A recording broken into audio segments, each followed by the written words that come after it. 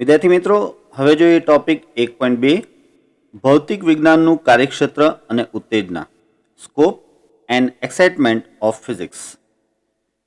ભૌતિક વિજ્ઞાનનું કાર્યક્ષેત્ર અને વિસ્તાર એ ભૌતિક વિજ્ઞાનની જુદી જુદી વિદ્યા શાખાઓ દ્વારા મેળવી શકાય. ભૌતિક વિજ્ઞાનમાં પણ ઘણા જુદા જુદા પાર્ટ્સ પડે છે, એટલે કે એની શાખાઓ પડે છે, તેના દ્વારા જાણી શકાય. મૂળભૂત રીતે તેના બે રસપ્રદ પ્રભાવ ક્ષેત્રો છે. એક છે સ્થૂળ અને બીજું છે સૂક્ષ્મ. સ્થૂળ અને સૂક્ષ્મ. વિદ્યાર્થી મિત્રો, સ્થૂળ અને સૂક્ષ્મ એટલે શું તે આગળ વાત કરી છે આપણે, અહીં ફરીથી સમજીએ. સ્થૂળ પ્રભાવ ક્ષેત્રમાં પૃથ્વી પરના બધા જ ખગોળીય સ્તરની ઘટનાઓનો સમાવેશ થાય છે. આગળ જોઈએ. જ્યારે સૂક્ષ્મ પ્રભાવ ક્ષેત્રમાં પરમાણ્વિક, આણ્વિક અને ન્યુક્લિયર ઘટનાઓનો સમાવેશ થાય છે. પ્રચલિત ભૌતિક વિજ્ઞાન એટલે કે ક્લાસિકલ ફિઝિક્સમાં મુખ્યત્વે સ્થૂળ ઘટનાઓનો અભ્યાસ થાય છે, જેમાં યંત્રશાસ્ત્ર એટલે કે મિકેનિક્સ, ઇલેક્ટ્રોડાયનેમિક્સ, પ્રકાશશાસ્ત્ર એટલે કે ઓપ્ટિક્સ અને થર્મોડાયનેમિક્સ જેવી વિદ્યાશાખાઓનો સમાવેશ થાય છે. વિદ્યાર્થી મિત્રો સમજો, સ્થૂળની અંદર શું શું આવી જાય છે? પ્રચલિત ભૌતિક વિજ્ઞાન, ત્યારબાદ ઇલેક્ટ્રોડાયનેમિક્સ, ત્યારબાદ પ્રકાશશાસ્ત્ર અને થર્મોડાયનેમિક્સ. આ બધી જે શાખાઓ છે તે સ્થૂળ ભૌતિક વિજ્ઞાનના ભાગમાં આવે છે. જરા આ વિદ્યાશાખાઓ વિશે થોડું ડિટેલમાં સમજીએ. જો પહેલા જોઈએ કે ક્લાસિકલ મિકેનિક્સ શું છે. ન્યૂટનના ગતિના નિયમો અને ગુરુત્વાકર્ષણના નિયમો પર આધારિત યંત્રશાસ્ત્ર એ કણોની ગતિ, દ્રઢ અને વિરૂપણશીલ પદાર્થની ગતિ તથા કણોના વ્યાપક તંત્રની સાથે સંકળાયેલ છે. જેટ દ્વારા બહાર નીકળતા વાયુ વડે રોકેટનું આગળ વધવું, હવામાં પ્રસરતા ધ્વનિના તરંગો અથવા પાણીના તરંગો તથા બોજ હેઠળ વળીને રહેલા સળિયાનું સંતુલન વગેરે યંત્રશાસ્ત્ર સાથે સંબંધિત સમસ્યાઓ છે, તેની સાથે સંબંધિત કોયડાઓ છે. જો યંત્રશાસ્ત્ર એટલે કે ક્લાસિકલ મિકેનિક્સ જે છે તેની અંદર એક તો ન્યૂટનના બધા જ નિયમો આવી જાય. ન્યૂટને આપેલા ગતિના નિયમો અને ન્યૂટને આપેલું ગુરુત્વાકર્ષણનો નિયમ, એ બધું જ એની અંદર આવરી લેવામાં આવે છે. એ ઉપરાંત કણોની ગતિ, પછી એ એક પરિમાણિક ગતિ હોય કે દ્વિપરિમાણિક હોય કે ત્રિપરિમાણિક હોય, એ બધી જ પ્રકારની ગતિ તથા વિરૂપણશીલ પદાર્થની ગતિ, જેમાં કોઈ જાતના ફેરફાર કરી શકાય તેવા પદાર્થની ગતિ. અત્યાર સુધી આપણે પદાર્થને માત્ર એક કણ સ્વરૂપે લઈને તેની ગતિઓ વિશે જ વાત કરેલી છે, પરંતુ વિરૂપણશીલ પદાર્થની ગતિ તથા કણોના વ્યાપક તંત્રની સાથે સંકળાયેલી ગતિ, આ બધાનો સમાવેશ છે એ યંત્રશાસ્ત્રમાં થાય છે. એટલું જ નહીં, રોકેટ કઈ રીતે કાર્ય કરે છે, એ ઉપરાંત ધ્વનિના તરંગો એ હવામાં અને પાણીમાં કઈ રીતે પ્રસરણ પામે છે, ઇવન ઘન પદાર્થમાં પણ ધ્વનિના તરંગો પ્રસરણ પામે છે, તો એ કઈ રીતે પ્રસરણ પામે છે. વળી કોઈ સળિયો છે તો તેને વાળીએ તો તેમાં સ્થિતિસ્થાપકતા જોવા મળે છે. આ બધી જ બાબતો જે છે એ યંત્રશાસ્ત્રની અંદર આવરી લેવામાં આવે છે. ત્યારબાદ હું જરા આને અંડરલાઈન કરી નાખું કે આ છે યંત્રશાસ્ત્ર સાથે સંબંધિત બાબતો. ત્યારબાદ જોઈએ હવે ઇલેક્ટ્રોડાયનેમિક્સ. ઇલેક્ટ્રોડાયનેમિક્સ એ વિદ્યુત ભાર અને ચુંબકીય પદાર્થ સાથે સંકળાયેલ વિદ્યુત અને ચુંબકીય ઘટનાઓ સાથે સંબંધિત છે. સમજો, વિદ્યુતભાર અને ચુંબકીય પદાર્થો સાથે સંકળાયેલ વિદ્યુતીય અને ચુંબકીય ઘટનાઓ સાથે સંબંધિત શાખા એટલે ઇલેક્ટ્રોડાયનેમિક્સ. તેનું નામ જ છે ઇલેક્ટ્રોન પ્લસ ડાયનેમિઝમ, એટલે કે ગતિશીલતા. એટલે જ્યાં જ્યાં ઇલેક્ટ્રોન ગતિ કરે તેનાથી જે કંઈ પણ થાય તે બધું જ આ શાખામાં ભણવામાં આવે છે. જો ઇલેક્ટ્રોન ગતિ કરે ને એટલે એક તો પ્રવાહ રચાય, એટલે કે વિદ્યુત રચાયો, અને સાથે સાથે ઇલેક્ટ્રોન ગતિ કરે એટલે પ્રવાહ રચાય, તો પ્રવાહથી પાછું ચુંબકીય ક્ષેત્ર ઉત્પન્ન થાય. આ વાત તમે જાણતા હશો, સોલોનોઇડ તમે ભણ્યા છો. તો સોલોનોઇડમાં જ્યારે પ્રવાહ પસાર થાય ત્યારે તેમાં ચુંબકીય ક્ષેત્ર ઉત્પન્ન થાય. તો એ પ્રવાહ માટે જવાબદાર કોણ છે? ઇલેક્ટ્રોનની ગતિ. તો ઇન શોર્ટ, ઇલેક્ટ્રોનનું ડાયનેમિઝમ જ્યાં જ્યાં આવે, ઇલેક્ટ્રોન જ્યાં જ્યાં ગતિ કરે તેનાથી જે કંઈ પણ થાય તે બધી જ વસ્તુઓનો અભ્યાસ ઇલેક્ટ્રોડાયનેમિક્સમાં કરવામાં આવે છે, એટલે કે વિદ્યુત અને ચુંબકીય ઘટનાઓનો અભ્યાસ કરવામાં આવે છે. કુલમ, ઓસ્ટેડ, એમ્પિયર, અને ફેરેડે તેના પાયાના નિયમો આપ્યા હતા. આ નિયમોને મેક્સવેલે તેના પ્રચલિત સમીકરણનો સમાવેશ કરીને અનુમોદિત કર્યા હતા. એટલે કે મેક્સવેલે આ જે બધા નિયમો છે તેને મેક્સવેલના સમીકરણોમાં સમાવેશ કર્યા હતા. મેક્સવેલના સમીકરણો ખૂબ જ જાણીતા છે અને ઇલેક્ટ્રોડાયનેમિક્સ માટેથીને ખૂબ જ અગત્યના છે. ચુંબકીય ક્ષેત્રમાં વિદ્યુત પ્રવાહ આધારિત સુવાહકની ગતિ, પ્રત્યાવર્તી વોલ્ટેજ એટલે કે એસી વોલ્ટેજ માટે પરિપથની વર્તણૂક, એન્ટેનાની કાર્ય પદ્ધતિ, આઇનોસ્ફિયરમાં રેડિયો તરંગોનું પ્રસરણ વગેરે સમસ્યાઓનો સમાવેશ ઇલેક્ટ્રોડાયનેમિક્સમાં થાય છે. વિદ્યાર્થી મિત્રો, અહીં જે સમસ્યાઓ શબ્દ વાપરેલો છે તેને એક રીતે કોયડાઓ કહેવાય, મીન્સ તેને લગતા પ્રશ્નો એમ. અહીં સમસ્યા એટલે આમ પ્રોબ્લેમના સ્વરૂપમાં ન સમજતા. ત્યારબાદ જોઈએ પ્રકાશશાસ્ત્ર વિશેની વાત.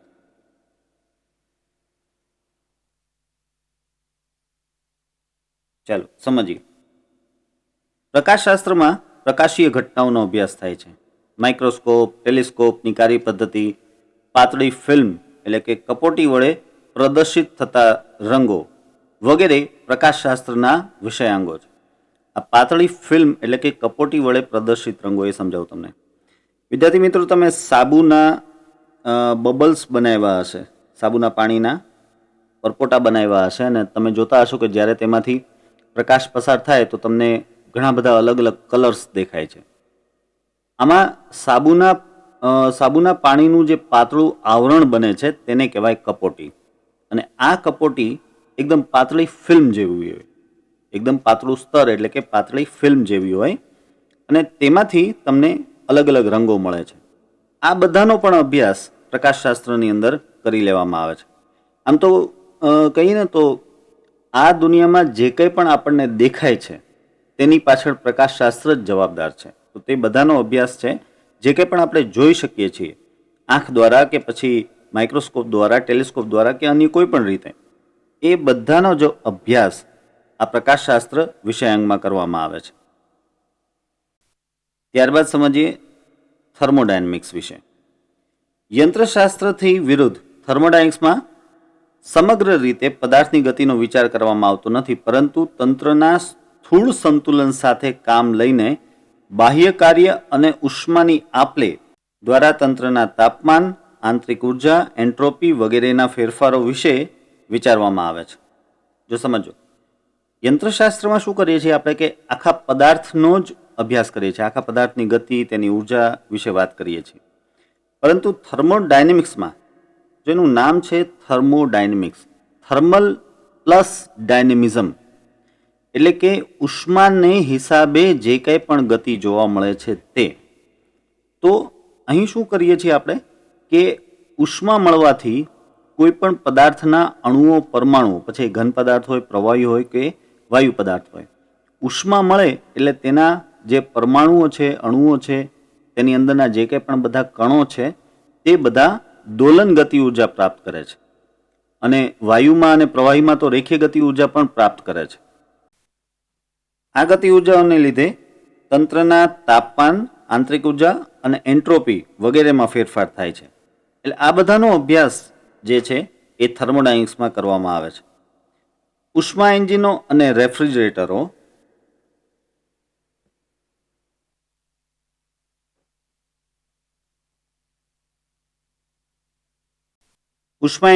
અને રેફ્રિજરેટરોની કાર્યક્ષમતા, ભૌતિક અથવા રાસાયણિક પ્રક્રિયાઓની દિશા વગેરે થર્મોડાયનેમિક્સની રસપ્રદ સમસ્યાઓ છે, એટલે કે રસપ્રદ કોયડાઓ છે, પ્રશ્નો છે.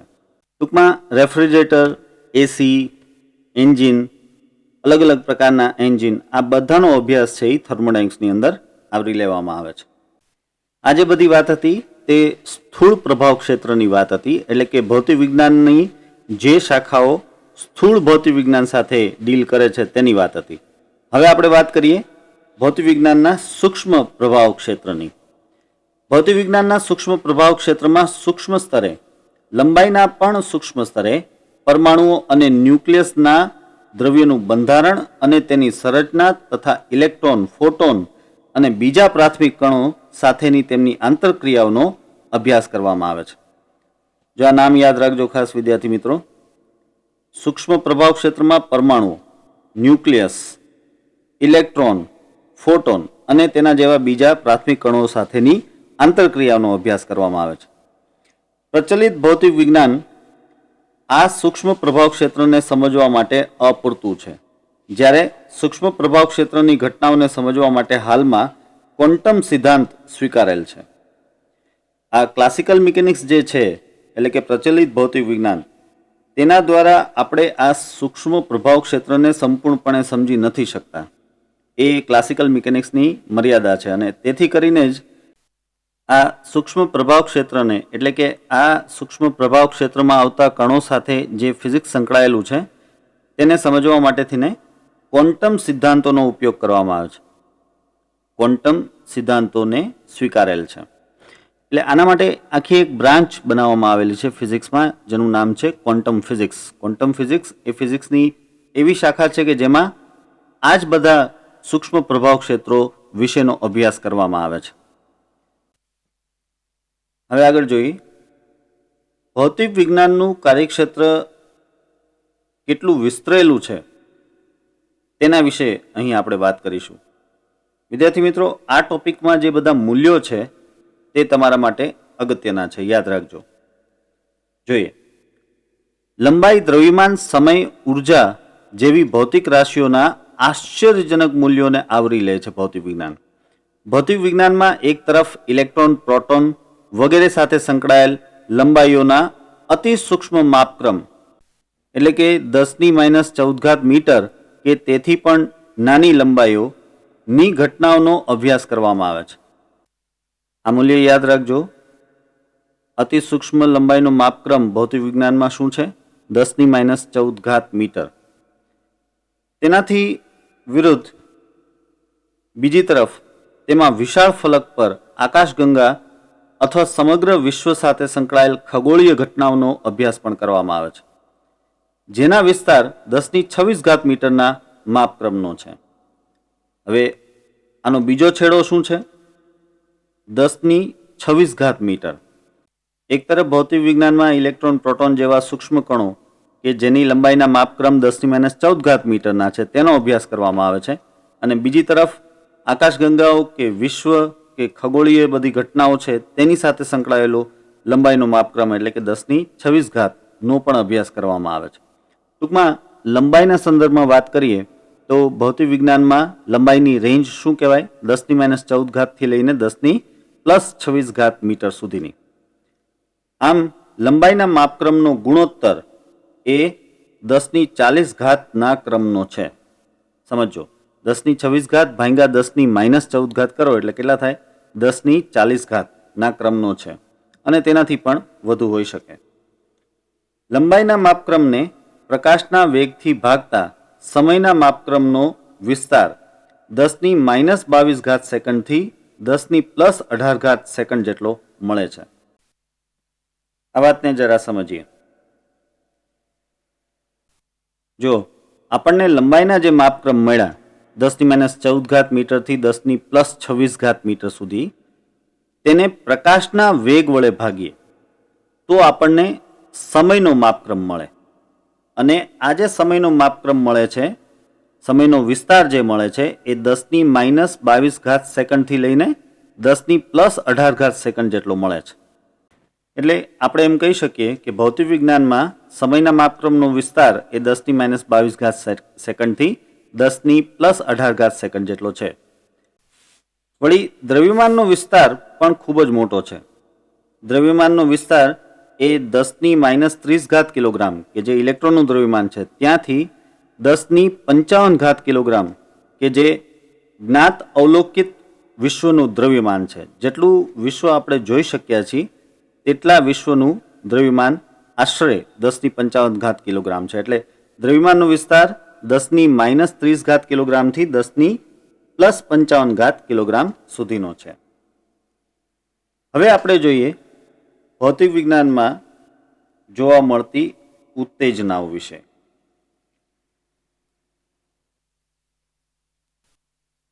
ભૌતિક વિજ્ઞાન ઘણી બધી રીતે ઉત્તેજનાત્મક છે. એટલે કે આ સબ્જેક્ટ છે ને એ એક્સાઇટમેન્ટ ઊભું કરે તેવો સબ્જેક્ટ છે.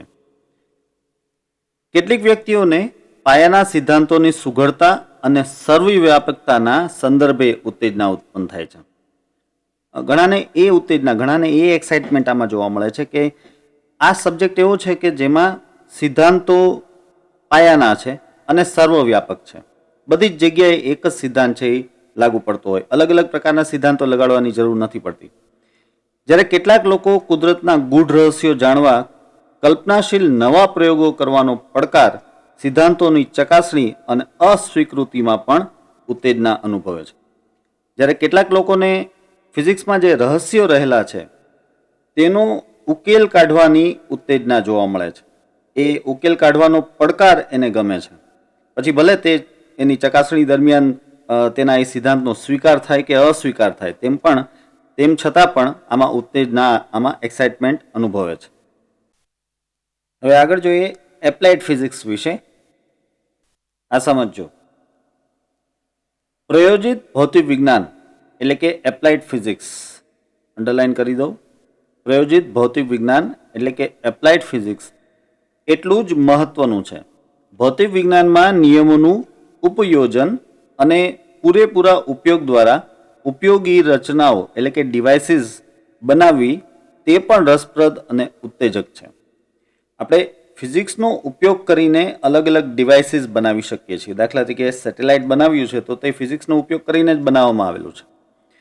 તો આવી ડિવાઇસીસ બનાવી તે પણ પોતાનામાં એક ઉત્તેજક કાર્ય છે. આ માટે કુશળતા અને ખંતપૂર્વકના પ્રયત્નો જરૂરી છે.